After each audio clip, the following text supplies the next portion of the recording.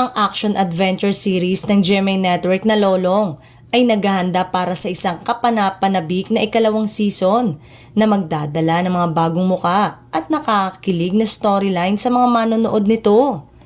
Dahil nakatakdang magbalik ang palabas bilang Lolong, Bayani ng Bayan, aasahan ng mga tagahanga ang bagong hanay ng mga bituin.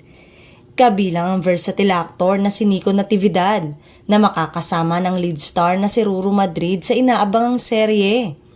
Inanunsyo sa isang special na pagsisiwalat ng cast noong Biyernes. Nananatiling under wrap ang role ni Nico Natividad ngunit inaasang maging pivotal character. Samantalang ikinatuwa naman ng ilan lalo na mga nananawagan na tuluyan na nga umanong alisin ito sa FPJ Batang Quiapo.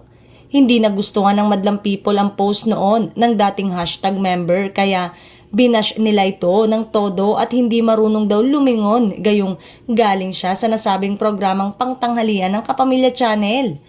Ang season 2 ng Lolong Bayani ng Bayan ay ipapalabas sa January 20, 2025 sa GMA Network na nangangako ng higit pang mga episode na puno ng aksyon at mas malalalim na character arc na hindi gustong makaligtaan ng mga tagahanga.